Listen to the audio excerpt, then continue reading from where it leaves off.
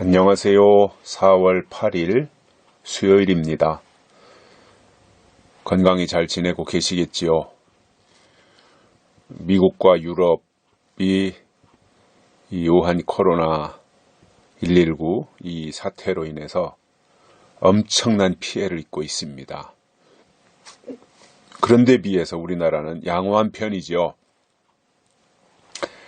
이유가 뭔가 학자들이 이야기하는 것을 보니까 첫째 이유는 올 연초에 우리나라에 온 우한 폐렴의 바이러스는 순한 것이었다 그래요.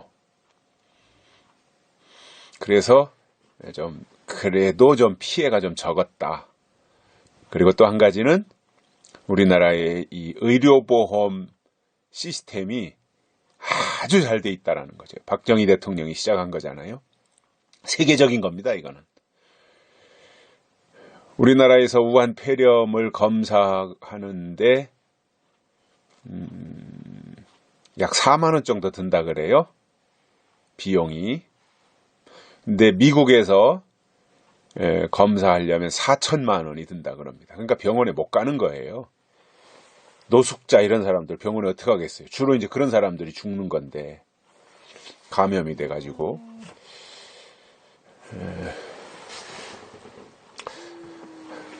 뭐 다른 또 그 이외의 이유들도 있겠죠. 뭐 마늘을 먹는 것도 아마 효과가 있지 않나 이런 생각을 하거든요.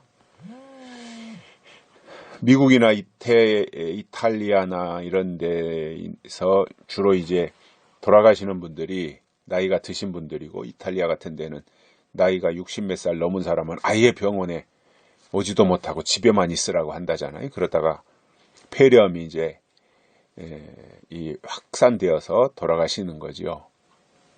미국은 뭐 이제 선진국 잘 사는 나라니까 검사는 무지하게 합니다. 그런데 그 다 수용을 못 하는 거잖아요. 그리고 일단 돈이 많이 들고. 그러니까 주로 이제 마약하는 사람들, 그리고 노숙자들, 이렇게 안정된 생활을 하지 못하는 사람들이 이제 주로 유럽의 집시들 이런 사람들 많잖아요. 피해가 아마 노인들, 집시들, 노숙자들, 마약하는 사람들, 이런 사람들에게 주로 이제 집중이 되는 것 같아요. 우리나라 같은 경우 이제 마약에 대해서 철저히 단속하니까 이제 그런 경우가 없고, 또 우리나라는 뭐 그 노숙자라든가 집시들이라든가 이런 사람들이 거의 없잖아요. 그리고 보험제도가 잘 돼 있어서 연세 드신 분들도 조금 몸이 안 좋으면 병원에 가서 기본적인 치료를 다 받게 되니까 비교적 안전하다. 현재까지는. 그런데 미국이나 유럽에서 발생하고 있는 이 폐렴, 우리보다 한 2달 가까이 늦게 시작됐잖아요. 한 달 반 정도. 근데 거기에는 악성 폐렴이라 그래요. 악성 바이러스. 변형된 바이러스. 그러니까 우리나라에 유입된 것보다 훨씬 더 아주 악질적인 바이러스라는 거예요. 근데 우리나라가 아직 그 국경을 폐쇄하지 않고 있잖아요, 공항을. 근데 외국인들이 계속 우리나라에 지금 들어오고 있는데, 들어와서 또 검사도 받고 가고, 뭐 2주 동안 격리하니까 거기서 다 혜택을 보고 이러는 모습인데, 빨리 지금이라도 이 국경을 폐쇄하고 공항을 차단하지 않으면 유럽에서 지금 이렇게 번지고 있는 악성 변종 바이러스가 이제 우리나라에도 들어온다는 거죠.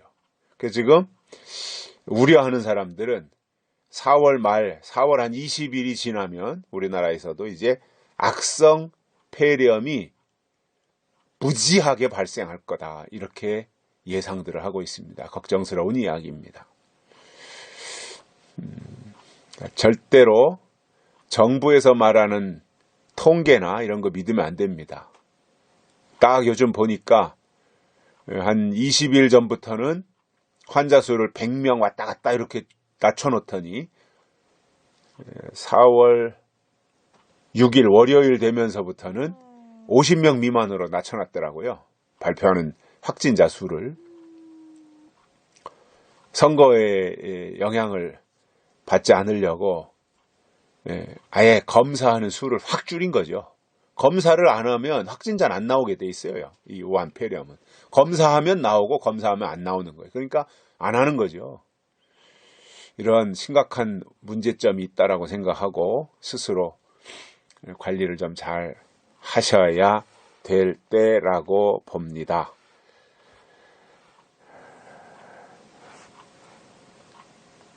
그리고 이제 쌀이라든가 밀가루라든가 이런 농산물이 이제 먼저 직격탄을 받을 거라 그래요. 농사 지을 사람도 없고 뭐 다 이렇게 몸살이고 있으니까. 그러니까 일단 뭐 호주나 러시아나 미국이나 캐나다나 이런 데가 밀 농사를 많이 지어서 세계로 수출하는 나라인데 올해는 밀 농사가 현저하게 줄어들 것이다 이렇게 예상들을 하고 있습니다. 쌀 같은 경우에 이제 동남아시아에서 태국, 베트남, 필리핀 이런 데서 이제 많이 나오니까 그건 그래도. 그리고 쌀 같은 경우 우리나라도 쌀은 거의 자급하고 있잖아요 지금. 다른 거는 다 수입하지만 이런 상황이다라고 하는 거 아시고 어느 정도 대비를 또는 대책을 세우셔야 될 겁니다.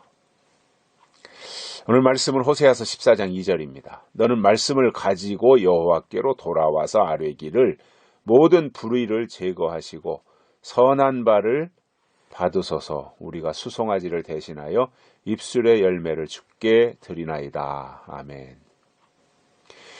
우리가 말씀으로 살아야 된다라는 것을 제가 어제 그저께 계속해서 말씀을 드리고 있습니다. 세상 사람들은 돈이면 다 됩니다. 돈이 최고입니다. 근데 우리 하나님을 믿는 사람들은 돈이 최고가 아닙니다. 말씀이 최고입니다. 자, 성경은 이렇게 말합니다. 이 말씀이 곧 하나님이시니라. 말씀이 하나님이라는 거예요. 그래서 말씀이 있어야 하나님이 계신 거예요. 우리는 하나님과의 관계가 중요한 거지 돈이 있느냐 없느냐 이게 중요한 게 아니에요. 그거는 세상 사람들의 가치예요. 우리 신앙인들은 그 속에 하나님이 주신 말씀이 있느냐 이거예요. 특히 때를 따라 주시는 말씀이 있어야 돼요. 지나간 말씀은 의미가 없어요. 앞으로 될 일을 알려주시는 예언의 말씀, 약속의 말씀, 그게 중요한 거예요. 하나님은 약속이 있느냐 이걸 보시는 거예요. 아브라함과 이삭과의 관계도 그거잖아요. 아브라함이 이삭을 낳기 전에 사라의 몸종인 하갈을 통해서 이스마엘을 먼저 낳습니다. 이스라엘도 아브라함의 법적 아들이에요. 아무 문제 없어요, 아들. 그런데 이스마엘의 문제가 뭐였어요? 약속이 없었어요. 약속이 없이 태어난 이스마엘은 아브라함의 재산을 상속받지 못합니다. 쫓겨났습니다. 엄마와 함께. 근데 이삭은 누구예요? 이스마엘보다 훨씬 늦게 태어났는데 이삭은 약속의 자녀예요. 자, 신앙이라고 하는 게요. 몇 년 예수 믿었냐? 이게 중요한 게 아니라 돈을 얼마나 가지고 있냐? 이게 중요한 것이 아니라 약속이 있느냐 없느냐 이게 중요한 거예요. 그 속에 하나님이신 약속이 있느냐? 이 시대에 주신 하나님의 약속이 있느냐? 이게 중요한 거고 이게 필요한 거예요. 다른 거 다 갖췄어도 약속이 없으면 그건 하나님이 내가 너를 도무지 알지 못하노라 불법을 행한 자들아 내게서 떠나가라. 그 말씀을 하실 대상들입니다. 그들이. 근데 다른 것은 좀 부족해도 약속의 말씀, 예언의 말씀, 때를 따라 주시는 그 말씀이 그 속에 자리 잡고 있다면 하나님은 그를 향해서 착하고 충성된 종아, 작은 일에 충성했구나. 내가 많은 것으로 내게 갚으리니 주인의 즐거움에 참여할 것이다. 이렇게 말씀하실 것이다. 그거예요. 그래서 하나님의 기준을 알아야 됩니다. 내가 어떻게 하는 게 중요한 게 아니에요. 내가 주일날 교회 가고 내가 수입에 11조 하고 내가 어떻게 하는 게 중요한 게 아니에요. 하나님이 요구하는 기준이 무엇이냐, 기준을 알고 하는 게 중요한 거지 내 방식대로 하는 게 중요한 게 절대로 아닙니다. 저는 저도 그렇게 잘하는 거 없지만 하나님 앞에서 그래도 나름대로 조금 먼저 깨달은 게 있어요. 그리고 순간순간 하나님께서 저에게 은혜로 주시는 깨우침들이 있어요. 그러니까 이렇게 매일같이 큐티도 할 수 있는 거예요. 공유하고 싶어서 하는 거예요. 하나님의 뜻을 저는 공유하고 싶은 거예요. 유튜브 많아요. 교회마다 다 요즘 유튜브 하고 코로나 사태 오니까 다 이제 유튜브 이게 이런 상황에서 아니 제가 해야 될 이유가 없어요. 다른 다 하고 있는데 제가 이거 얼마나 본다고 이렇게 하겠습니까? 그러나 지속적으로 꾸준히 매일같이 하고 있는 이유는 제게 주신 하나님의 은혜가 있고 깨달음이 있으니까 이것을 다른 사람들에게 알려주고 싶어가지고 알게 해야 되잖아요. 기준을 알아야 되잖아요. 기준을. 결국 기준을 안다는 게 뭐예요? 그분의 뜻을 안다라는 거잖아요. 뜻을 알아야 되잖아요. 기준을 알아야 되잖아요. 그리고 하나님의 요구하시는 방향이 뭐냐? 이걸 알아야 되거든요. 그래서 그분에게 맞춰야지 되는 것이지 그분의 어떤 부분을 끄집어다가 나에게 맞춘다고 해서 뭐가 되는 게 절대로 아니라는 겁니다. 우리는 하나님의 마음에 합한 자들이 돼야 돼요. 다윗이 그랬잖아요. 너는 내 마음에 합한 자다. 내 뜻을 다 이루게 하리라. 하나님의 마음에 들어야 되고요. 하나님이 보실 때 합당해야 되는 거예요. 이게 믿음이에요. 그래서 호세아도 하나님 앞에 나갈 때 말씀을 가지고 돌아오라는 거예요. 말씀을 가지고 돌아오라.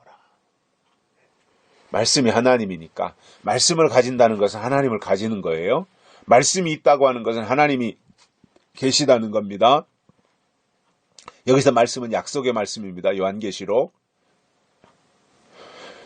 요한계시록이 체계적으로 그 속에 갖춰지지 않으면요, 절대로 예수님 다시 오실 때 맞이하지 못해요.